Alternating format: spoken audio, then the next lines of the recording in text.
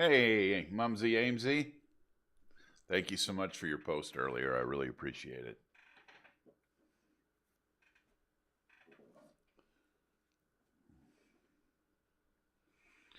Okay.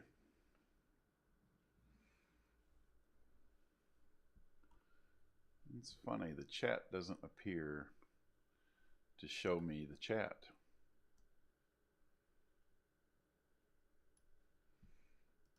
That's all right.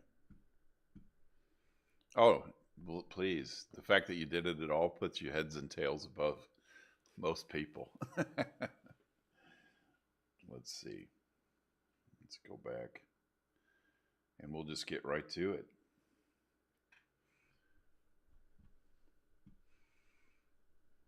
I do wish I had this chat worked out a little better, but that's okay.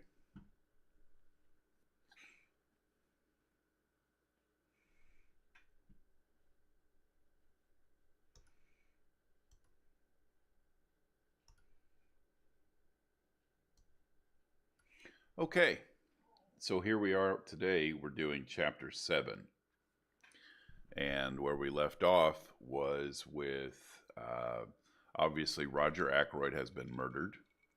And there's, right there at the scene of the crime with Inspector Davis, I believe it was. So Dr. Shepard has now returned home and explained everything that happened at the crime scene to his sister Carolyn, who pretty much called the poppycock on the idea that Parker the butler could possibly be the killer, even though the inspector seems keen to corner Parker over it. Oh no, Amy, you can come and go as you please. You can turn it on and fall asleep to it, as far as I'm concerned. Tonight, I'm going to be reading a little bit slower and lower to save my voice and to make it just a little bit more relaxing. So let's just get into it. Chapter 7. Now, remember, before we get into this, Dr. Shepard has a new neighbor, and he's a bit enigmatic in the sense that they don't know much about him. He has I believe, a Belgian accent, but I think it's fair to say on a 98-year-old book that we could say that it's probably Hercule Poirot. So, but they don't know him, and he seems a very peculiar guy who grows fruit marrows. But he had a prior profession, and that seems a bit of a mystery. But anyway, Amy, could you tell me, do I sound okay on the microphone?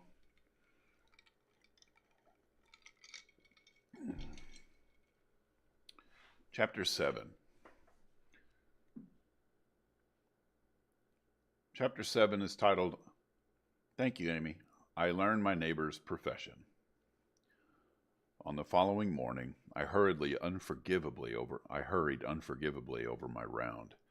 My excuse can be that I had no very serious cases to attend. On my return, Caroline came into the hall to greet me. Flora Ackroyd is here, she announced in an excited whisper. What? I concealed my surprise as best I could. She's very anxious to see you. She's been here half an hour. Caroline led the way into our small sitting room, and I followed. Flora was sitting on the sofa by the window. She was in black, and she sat nervously twisting her hands together. I was shocked by the sight of her face. All the color had faded away from it.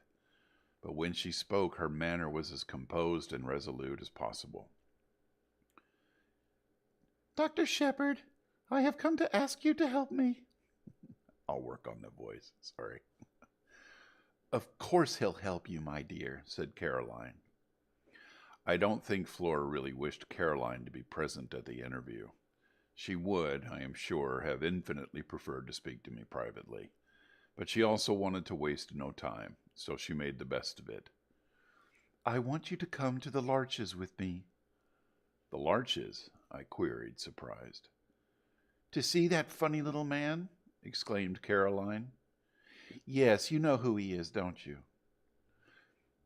We fancied, I said, that he might be a retired hairdresser. They're talking about his neighbor now. Flora's blue eyes opened very wide. Why, he's Hercule Poirot! Dun, dun, dun. You know who I mean, the private detective. They say he's done the most wonderful things, just like detectives do in books. A little meta. A year ago, he retired and came to live down here. Uncle knew who he was, but he promised not to tell anyone, because M. Poirot wanted to live quietly without being bothered by people. So that's who he is, I said slowly. You've heard of him, of course. I'm rather an old fogey, as Caroline tells me. I said, but I have just heard of him. Extraordinary, commented Caroline.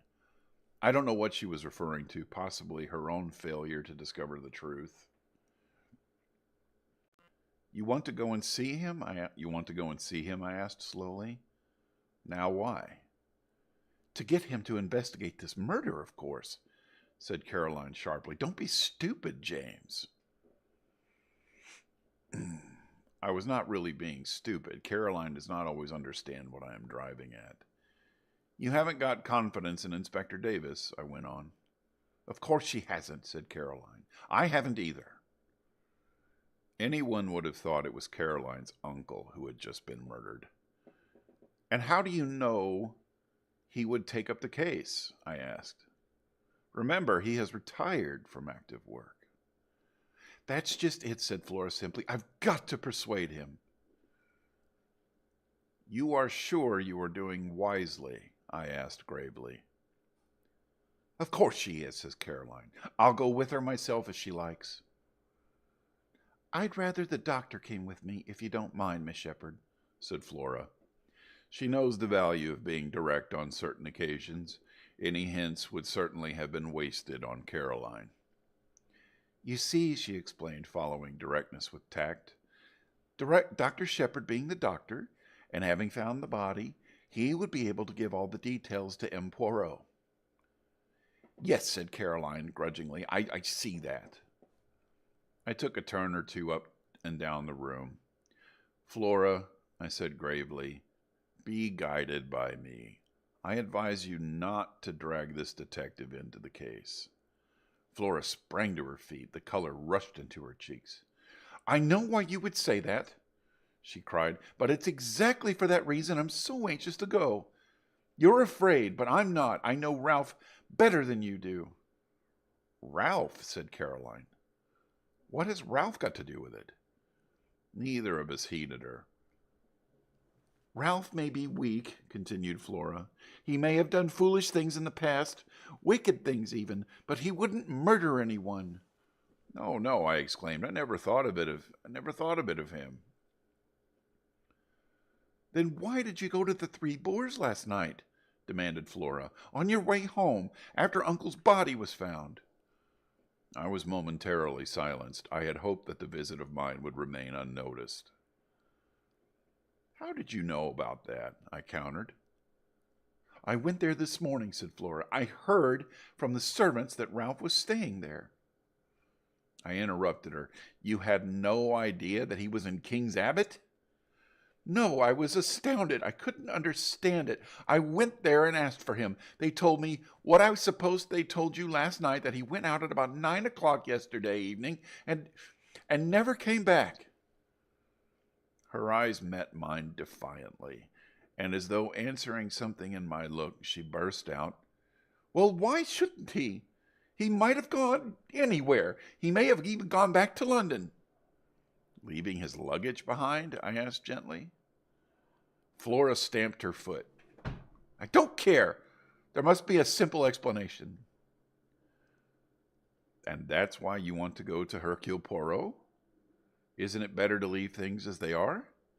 The police don't suspect Ralph in the least, remember? They're working on quite another tack. But that's just it, cried the girl. They do suspect him. A man from Cranchester came up this morning, Inspector Raglan, a horrid, weaselly little man. I found he had been there to the Three Boars this morning before me. They told me all about his having been there and the questions he had asked. He must think Ralph did it. That's a change of mind from last night, if so, I said slowly. He doesn't believe in Davis's theory that it was Parker, then? Parker's the butler, by the way. Parker indeed, said my sister, and snorted. Flora came forward and laid her hand on my arm. Oh, Dr. Shepherd, let us go at once to this M. Poirot. He will find out the truth. My dear Flora, I said gently, laying my hand on hers, are you quite sure it is the truth we want? A lot of people got secrets in this place.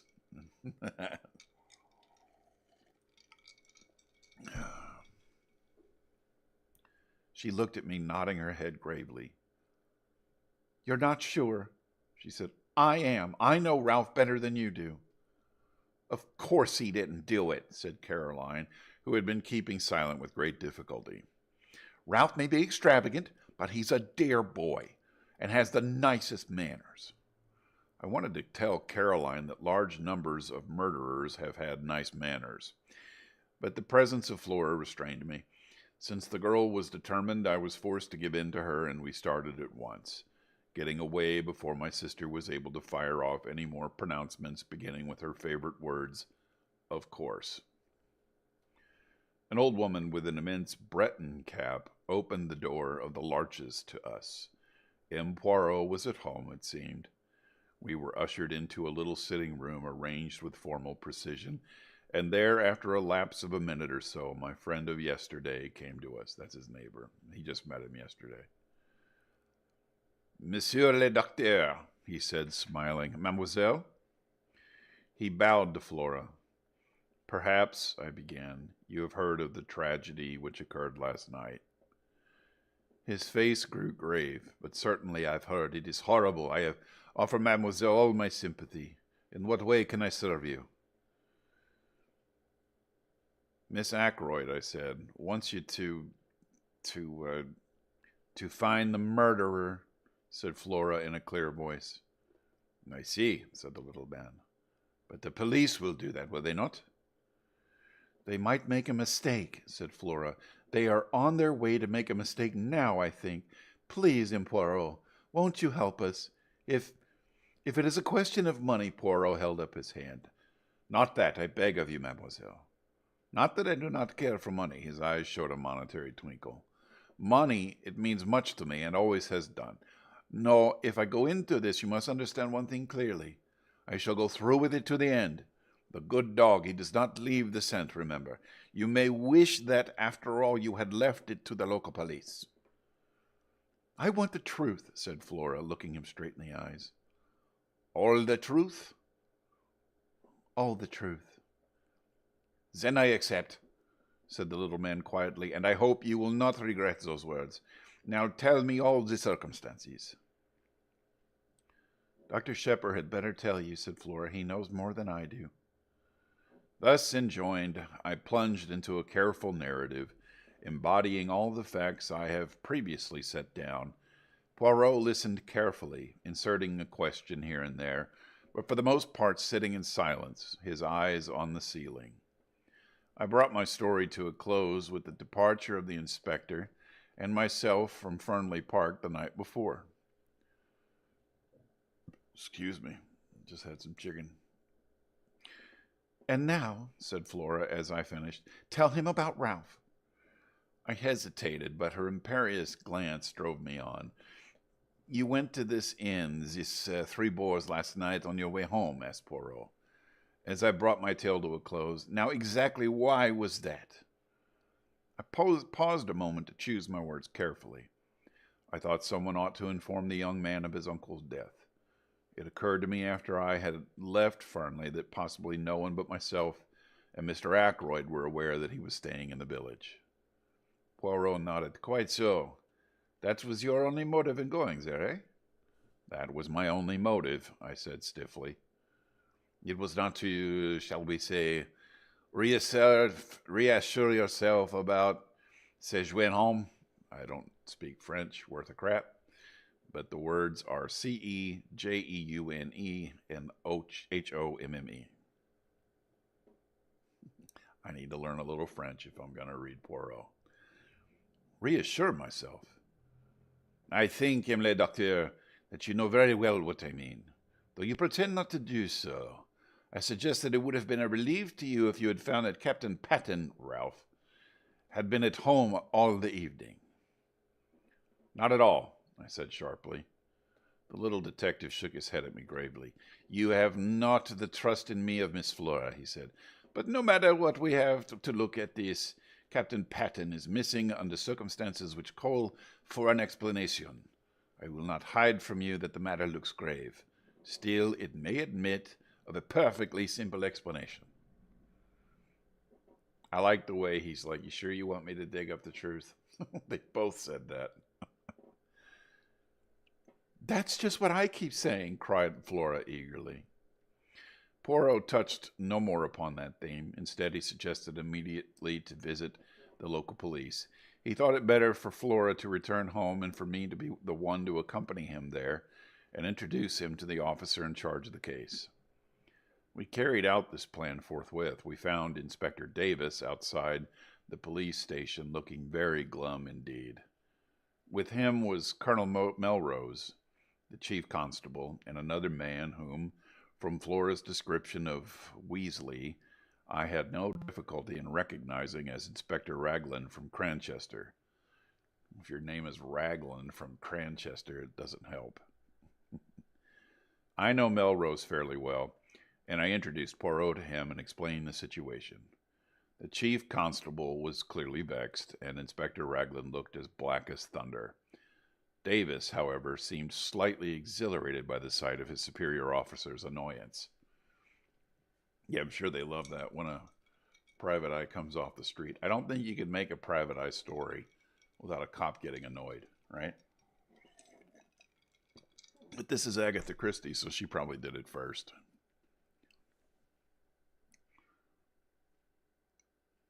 The case is going to be as plain as pikestaff, said Raglan. Not the least need for amateurs to come butting in. You'd think any fool would have seen the things that they were seen the way things were last night, and that we shouldn't have lost 12 hours. He directed a vengeful glance at poor Davis, who received it with perfect stolidity. Mr. Ackroyd's family must, of course, do what they see fit, said Colonel Melrose.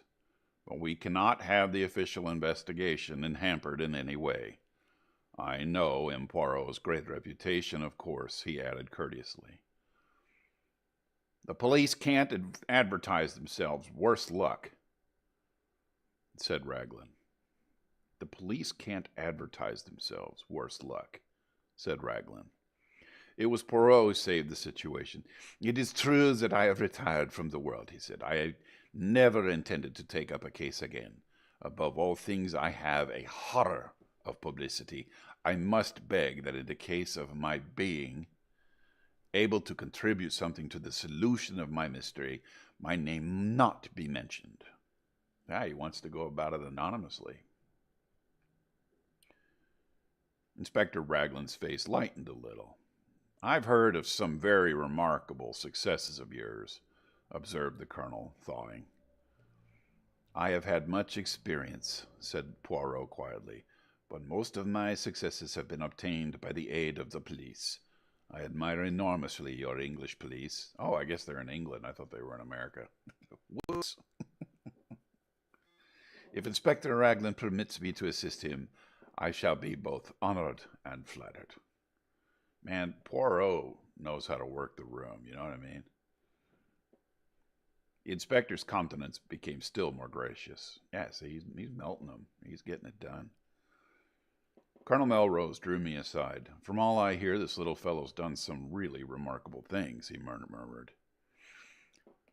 He is the best. Hi, Annie. You guys follow Anna B. Adventures if you're into making excellent gardens. And, well, she's now a certified garden extraordinaire, from what I understand. That's my sister.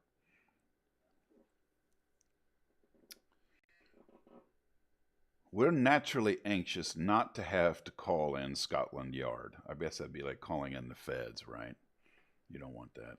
Raglan seems very sure of himself, but I'm not quite certain that I agree with him. You see, I know the parties concerned better than he does. This fellow doesn't seem out after kudos, does he? Would work in with us unobtrusively, eh? To the greater glory of Inspector Raglan, I said solemnly. Well, well, said Colonel Melrose breezily in a louder voice, we must put you wise to the latest developments, M. Poirot. I thank you, said Poirot. My friend Dr. Shepherd said something of the butler being suspected. That's all bunkum, said Raglan instantly. These high-class servants get in such a funk that they act suspiciously for nothing at all. I know the guy's English, but I like to give the guy a curmudgeony southerner's voice. The fingerprints, I hinted. Nothing like Parker's, he gave a faint smile and added, and yours and Mr. Raymond's don't fit either, Doctor. Well, what about those of Captain Ralph Patton? Asked Poirot quietly. I felt a secret admiration for the way he took the bull by the horns. I saw a look of respect creep into the inspector's eye. I see you don't let the grass grow under your feet, Mr. Poirot. It'll be a pleasure to work with you, I'm sure. We're going to take that young gentleman's fingerprints as soon as we can lay hands upon him. Nobody can find Ralph. Ralph kicked rocks.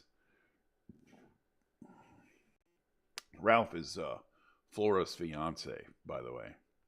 And they are step-siblings. Yeah, very Royal Tenenbaums, right? But there's no genetic foul. Ugh. Maybe not. I can't help thinking you're mistaken, Inspector. I've known Ralph Patton from a boy upward. He'd never stoop to murder. Maybe not, said the inspector tonelessly. What have you got against him? I asked. Went out just on 9 o'clock last night. Was seen in the neighborhood of Farnley Park somewhere about 9:30. Not been seen since. Believed to be in serious money difficulties. I've got a pair of his shoes here. Shoes with rubber studs in them. He had 2 pairs almost exactly alike. I'm going up now to compare them with the footmarks. The constable is up there seeing that no one tampers with them. We'll go at once, said Colonel Melrose. You and M. Poirot will accompany us, will you not? We assented and all drove up in the colonel's car. The inspector was anxious to get at once to the footmarks. There were footmarks on the window sash at the murder scene. So they're trying to match him up to Ralph's shoes. The inspector was anxious to get at once to the footmarks and asked to be put down at the lodge. About halfway up the drive, on the right, a path branched off which led round to the terrace and the window of Ackroyd's study. Would you like to go with the inspector, M. Poirot? Asked the chief constable. Or would you prefer to examine the study? Poirot chose the latter alternative. Parker opened the doors to us. His manner was smug and deferential, and he seemed to have recovered from his panic of the night before. Colonel Melrose took a key from his pocket, and unlocking the door which led into the lobby, he ushered us through into the study. Except for the removal of the body, M. Poirot, this room is exactly as it was last night. And the body was found where? As precisely as possible, I described Ackroyd's position. The armchair still stood in front of the fire. Poirot went and sat down in it. This blue letter you speak of, where was it when you left the room? Mr. Ackroyd had laid it down on this little table at his right hand. Poirot nodded. Except for that, everything else was in place? Yes, I think so. Colonel Melrose, would you be so extremely obliging as to sit down in this chair for a minute? I thank you. Now, M. le Docteur, will you kindly indicate to me the exact position of the dagger? Ackroyd got stabbed. I did so whilst the little man stood in the doorway. The hilt of the dagger was plainly visible from the door then. Both you and Parker could see it at once. Sorry, that was supposed to be French. Yes. Poirot went next to the window. "The electric light was on, of course, when you discovered the body?" he asked over his shoulder. I assented and joined him where he was studying the marks on the windowsill. "The rubber studs are the same pattern as those in Captain Patton's shoes," he said quietly. Then he came back once more to the middle of the room. His eyes traveled around, searching everything in the room with a quick, trained glance. "Are you a man of good observation, Dr. Shepherd?" he asked at last. "I think so," I said, surprised. Ass. "There was a fire in the grate, I see. When you broke the door down and found Mr. Ackroyd dead, how was the fire? Was it low?" I gave a vexed laugh. I really can't say. I didn't notice. Perhaps Mr. Raymond or Major Blunt, the little man opposite me, shook his head with a faint smile. "One must always proceed with method. I have an error of judgment in asking you that question. To each man his own knowledge. You could tell me the details of the patient's appearance. Nothing there would escape you. If I wanted information about the papers on that desk, Mr. Raymond would have noticed anything there was to see. To find out about the fire, I must ask the man whose business it is to observe such things. You permit?" He moved swiftly to the fireplace and rang the bell. He's talking about Parker. After a lapse of a minute or two, Parker appeared. "The bell rings, sir," he said hesitantly. "Come in, Parker," said Colonel Melrose. "This gentleman wants to ask you something." Parker transferred a respectful attention to Poirot. "Parker," said the little man, "when you broke down the door with Dr. Shepherd last night and found your master dead, what was the state of the fire?" Parker replied without a pause. "It had burned very low, sir. It was almost out." "Ah!" said Poirot. The exclamation sounded almost triumphant. He went on. "Look around you, my good Parker. Is this room exactly as it was then?" The butler's eye swept around. It came to rest on the windows. "The curtains were drawn, sir, and the electric light was on." Poirot nodded approval. "Anything else?" "Yes, sir, this chair was drawn out a little more." He indicated a big grandfather chair to the left of the door between it and the window. I appended a plan of the room with the chair in question marked with an X. So now there's a drawing here of the room, and this chair is in the corner. I will post it to my Discord. I didn't know Agatha Christie included drawings. That's pretty cool. "Just show me," said Poirot. The butler drew the chair in question out a good 2 feet from the wall, turning it so that the seat faced the door. "Voilà ce qui est courrier," murmured Poirot. I'm sorry about my French. It's not even French. It's French fry. It's terrible. "No one would want to sit in a chair in such a position, I fancy. Now, who pushed it back into place again, I wonder? Did you, my friend?" "No, sir," said Parker. "I was too upset with seeing the master and all." Poirot looked across at me. "Did you, doctor?" I shook my head. "It was back in position when I arrived at the police, sir," put in Parker. "I'm sure of that." "Curious," said Poirot again. "Raymond or Blunt must have pushed it back," I suggested. "Surely it isn't important." "It is completely unimportant," said Poirot. "That is why it is so interesting," he added softly. "Excuse me a minute," said Colonel Melrose. He left the room with Parker. "Do you think Parker is speaking the truth?" I asked. "About the chair? Yes. Otherwise I do not know. You will find, M. le Docteur, if you have much to do with cases of this kind, that they all resemble each other in one thing." "Well, what is that?" I asked curiously. "Everyone concerned in them has something to hide." "Have I?"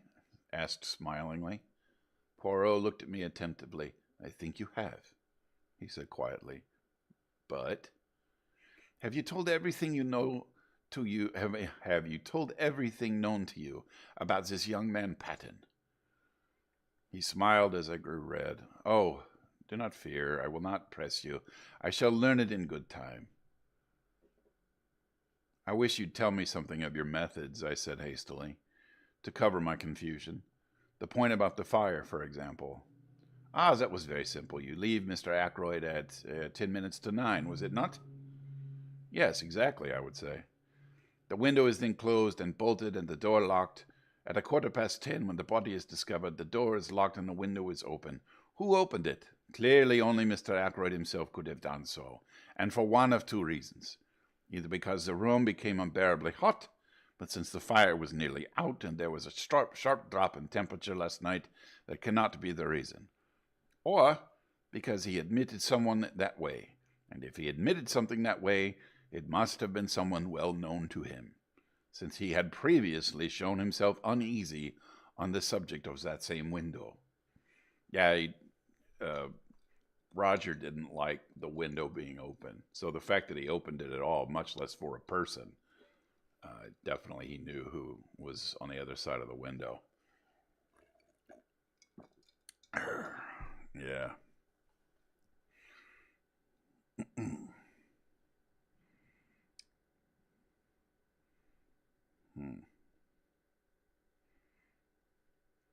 It sounds very simple, I said. Everything is simple if you arrange the facts methodically. We are concerned now with the personality of the person who was with him at 9:30 last night. Everything goes to show that was the individual admitted by the window. And though Mr. Ackroyd was seen later alive by Miss Flora, we cannot approach a solution of the mystery until we know who that visitor was. The window may have been left open after his departure, and so afforded entrance to the murderer, or the same person may have returned a second time. Ah, here is the Colonel who returns. Colonel Melrose entered in an animated manner. The telephone call has been traced at last, he said. It did not come from here. It was put through to Dr. Shepherd at 10:15 last night from a public call office at King's Abbot Station. And at 10:23, the night mail leaves for Liverpool. So that means whoever pretended to be Parker was actually at King's Abbot Station. And I guess they had caller ID in 1926.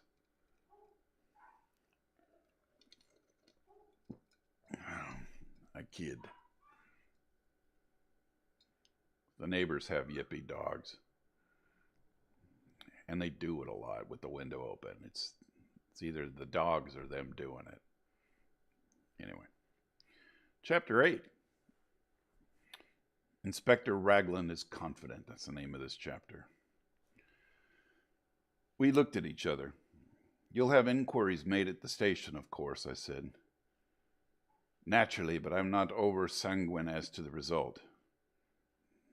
That's a word you don't hear every day, sanguine. You know what that station is like. I did. King's Abbot is a mere village, but its station happens to be an important junction. Most of the big expresses stop there, and trains are shunted, resorted, and made up. It has 2 or 3 public telephone boxes. At that time of night, 3 local trains come in close upon each other to catch the connection with the express for the north, which comes in at 10:19 and leaves at 10:23. You know, I could put the drawings from this book up on the screen. I should do that. We'll do that next time.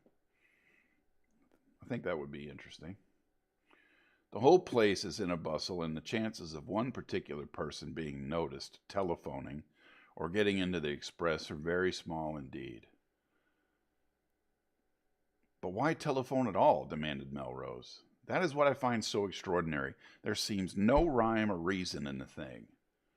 Poirot carefully straightened a china ornament on one of the bookcases. Be sure there was a reason, he said over his shoulder. But what reason could it be? When we know that, we shall know everything. This case is very curious and very interesting. There was something almost indescribable in the way he said those last words. I felt that he was looking at the case from some peculiar angle of his own, and what he saw I could not tell. He went to the window and stood there looking out. You say it was 9 o'clock, Dr. Shepherd, when you met this stranger outside the gate. He asked the question without turning around. Yes, I replied. I heard the church clock chime the hour. How long would it take him to reach the house? To reach this window, for instance? 5 minutes at the outside, 2 or 3 minutes only if he took the path at the right of the drive and came straight here. But to do that, he would have to know the way. How can I explain myself? It would mean that he had been here before, that he knew his surroundings. That is true, replied Colonel Melrose. We could find out, doubtless, if Mr. Ackroyd had received any strangers during the past week. Young Raymond could tell us that, I said. Or Parker, suggested Colonel Melrose. Oh, here, more French. À tous les deux, suggested Poirot, smiling. Colonel Melrose went in search of Raymond, and I rang the bell once more for Parker. Colonel Melrose returned almost immediately, accompanied by the young secretary, whom he introduced to Poirot. Geoffrey Raymond, the secretary, was fresh and debonair as ever. He seemed surprised and delighted to make Poirot's acquaintance. No idea you'd been living among us incognito, Poirot, he said. It will be a great privilege to watch you at work. Hallo, what's this? Poirot had been standing just to the left of the door. Now he moved aside suddenly, and I saw that while my back was turned, he must have swiftly drawn out the armchair till it stood in the position Parker had indicated. Want me to sit in the chair whilst you take a blood test? Asked Raymond good-humoredly. What's the idea? Raymond, this chair was pulled out, so last night when Mr. Ackroyd was found killed, someone moved it back again into place. Did you do so? The secretary's reply came without a second's hesitation. No, indeed I didn't. I don't even remember that it was in the position. But it must have been if you say so. Anyway, someone else must have moved it back to its proper place. Have they destroyed a clue in doing so? Too bad. It is of no consequence, said the detective. Of no consequence whatsoever. What I really want to ask you is this, Raymond. Did any stranger come to see Mr. Ackroyd during the past week? The secretary reflected for a minute or two, knitting his brows, and during the pause Parker appeared in answer to the bell. No, said Raymond at last. I can't remember anyone. Can you, Parker? I beg your pardon, sir? Any stranger coming to see Mr. Ackroyd this week? The butler reflected for a minute or two. Like an entire minute or two? Everybody just stood there while he reflected? Maybe that means a moment or two in older speak. If somebody sat there and made me stare at them for 2 minutes while they're thinking about a murder, I'd go out of my mind.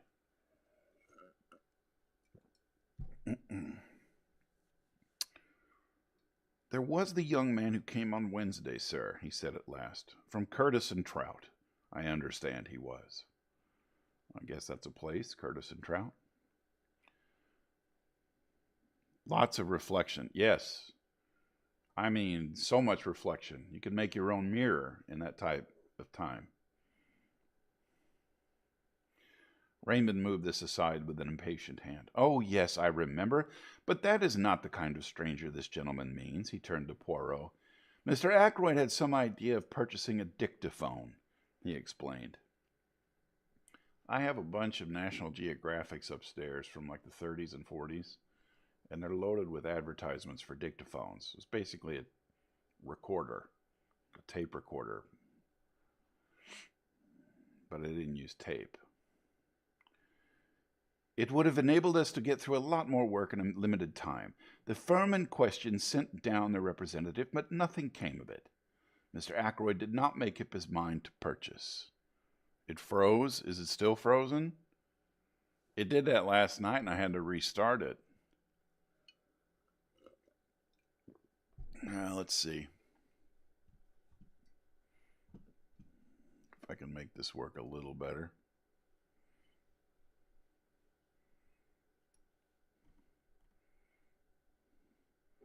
Nope. Okay. All good. Okay, great. Thank you. Because last night it was a bit of a bummer. I missed, I think Instagram missed like an entire page. I don't know. I guess Instagram hasn't quite figured out the live game yet, but that's fine. We're here for it. Thank you, Annie. And Michael is joining us now. Welcome in, buddy.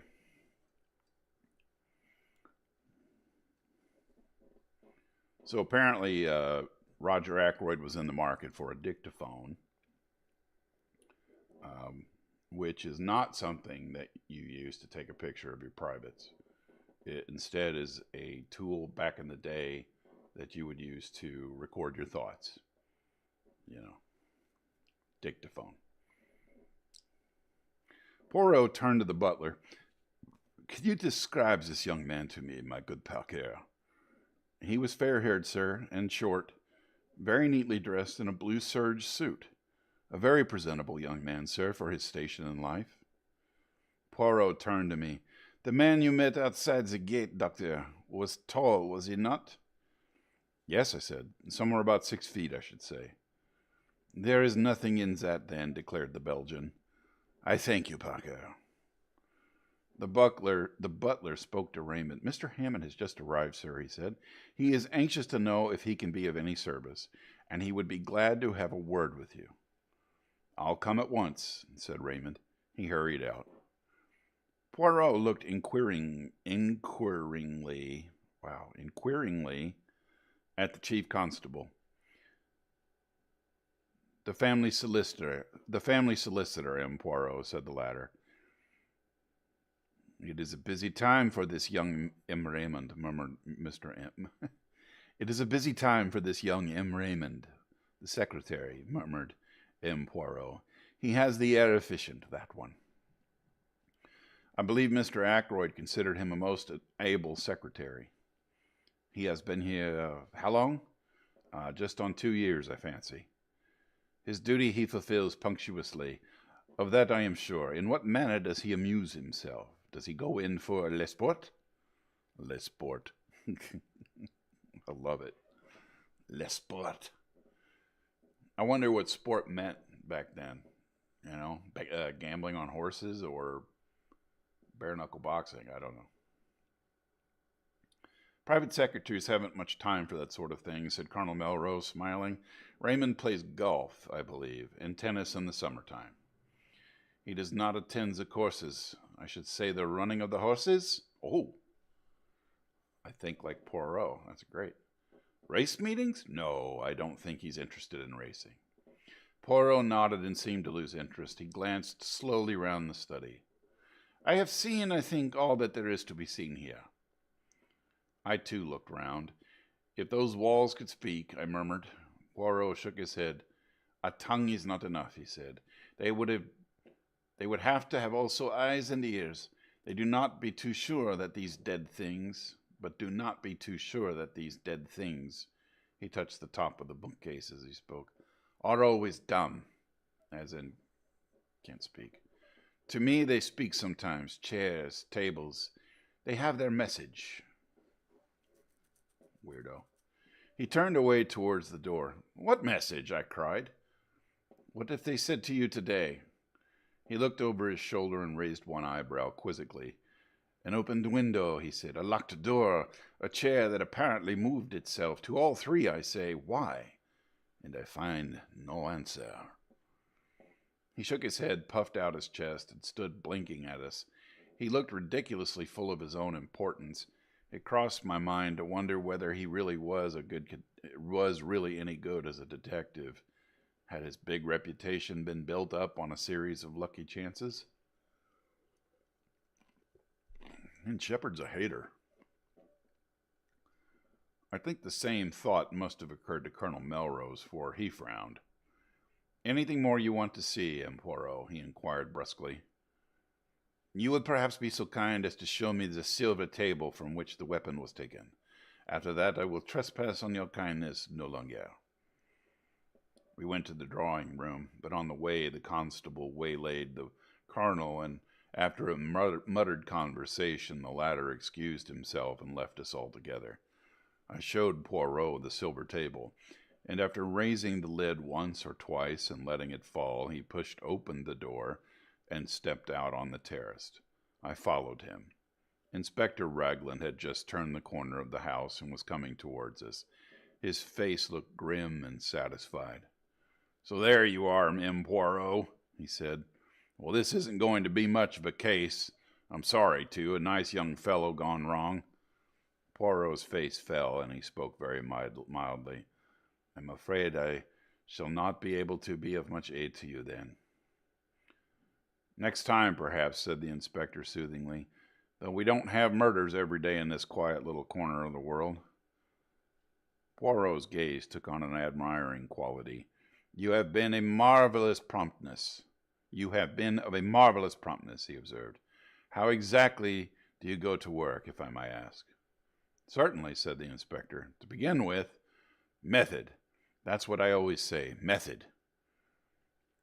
Ah, cried the other, that too is my watchword. Method, order, and the little gray cells. The cells, said the inspector, staring. The little gray cells of the brain, explained the Belgian. Of course, well, we all use them, I suppose, in a greater or lesser degree, murmured Poirot. He's calling him a dummy. And there are two differences in quality. Then there is the psychology of a crime. One must study that. Ah, said the inspector, you've been bitten with all this psychoanalysis stuff. Oh, sorry. Ah, said the inspector, you've been bitten with all this psychoanalysis stuff. Now I'm a plain man. Mrs. Raglan would not agree, I'm sure, to that, said Poirot, making him a little bow. Inspector Raglan, a little taken aback, bowed. You don't understand, he said, grinning broadly. Lord, what a lot of difference language makes. I'm telling you how I set to work. First of all, method. Mr. Ackroyd was last seen alive at 9:45 by his niece, Miss Flora Ackroyd. That's fact number one, isn't it? If you say so. Well, it is. At 10:30, the doctor here says that Mr. Ackroyd had been dead at least half an hour. You stick to that, doctor? Certainly, I said, half an hour or longer. Very good. That gives us exactly a quarter of an hour in which the crime must have been committed. I make a list of everyone in the house and work through it, setting down opposite their names where they were and what they were doing between the hour of 9:45 and 10. He handed a sheet of paper to Poirot. I read it over his shoulder. It ran as follows, written in a neat script. Major Blunt, in the billiard room with Mr. Raymond. Ooh, it's like Clue. Mr. Raymond is in the billiard room. Mrs. Ackroyd, 9:45, watching billiard match, went up to bed at 9:55. Raymond and Blunt watched her up the staircase. Miss Ackroyd went straight from her uncle's room upstairs, confirmed by Parker, also housemaid Elsie Dale. Elsie Dale is the maid. Servants, Parker, went straight to butler's pantry, confirmed by housekeeper. Miss Russell, who came down to speak to him about something at 9:47, and remained at least 10 minutes. Miss Russell, as above, spoke to housemaid Elsie upstairs at 9:45. Ursula Bourne, the parlor maid, in her own room until 9:55, then in servants' hall. Mrs. Cooper, the cook, in the servants' hall the entire time. Gladys Jones, second housemaid, in the servants' hall. Elsie Dale, upstairs in bedroom, seen there by Miss Russell and Miss Flora Ackroyd. Mary Thripp, the kitchen maid, servants' hall. The cook has been here 7 years, the parlor maid 18 months, and Parker just over a year. The others are new.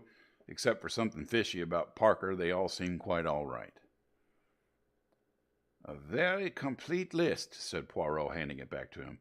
I am quite sure that Parker did not do the murder, he said gravely. So is my sister, I struck in. And she's usually right. Nobody paid any attention to my interpolation. That disposes pretty effectually of the household, continued the inspector. Oh, good night, Annie. You don't have to stay for the whole thing.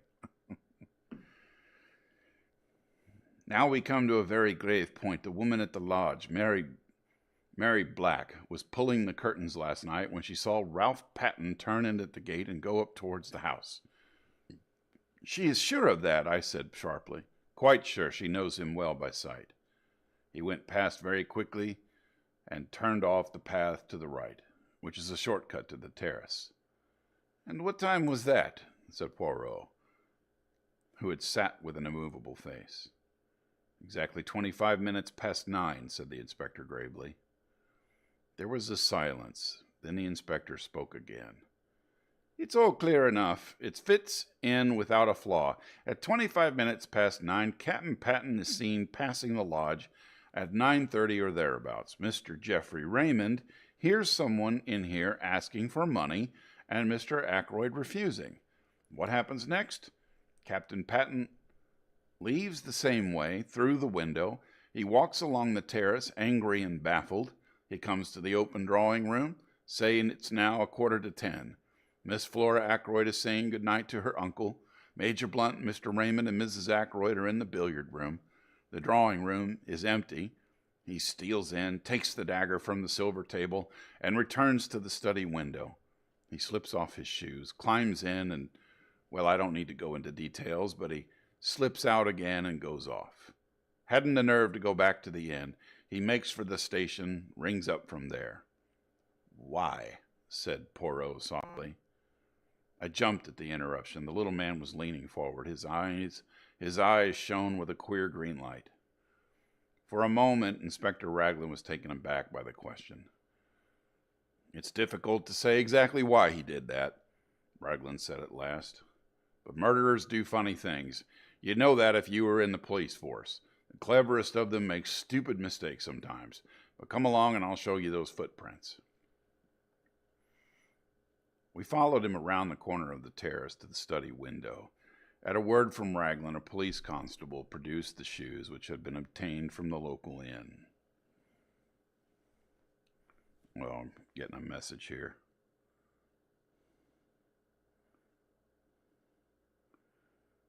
Oh, I guess when you see the letter M, you're supposed to say Monsieur. Monsieur.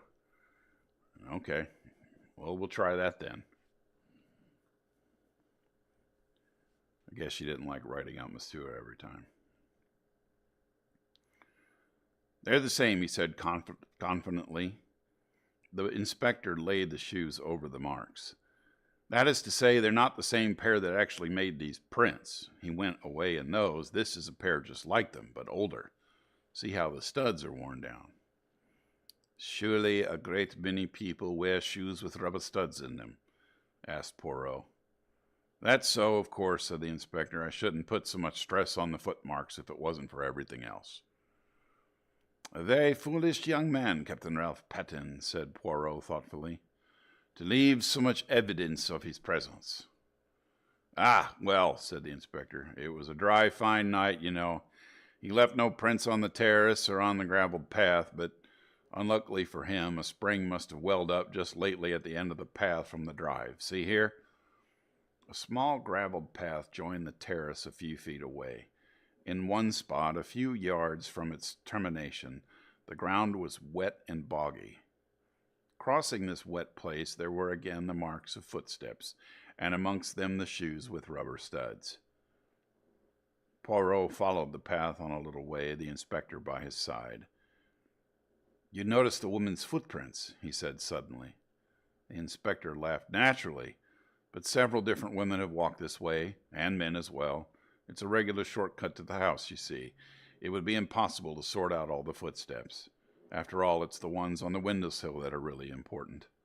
Poirot nodded. It's no good going farther, said the inspector, as we came in the view of the drive. It's all gravelled again here, and as hard as it can be. Again Poirot nodded, but his eyes were fixed on a small garden house, a kind of superior summer house. It was a little to the left of the path ahead of us. Just making sure we're still alive. It was a little to the left of the path ahead of us, and a gravelled walk ran up to it. Poirot lingered about until the inspector had gone back towards the house. Then he looked at me. You must have indeed been sent from the good God to replace my friend Hastings, he said, with a twinkle. I observe that you do not quit my side. How say you, Dr. Shepherd? Shall we investigate that summer house? It interests me. He went up to the door and opened it. Inside, the place was almost dark.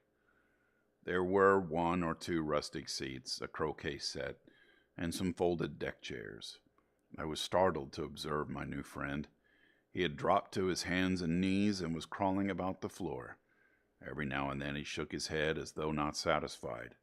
Finally, he sat back on his heels. Nothing, he murmured.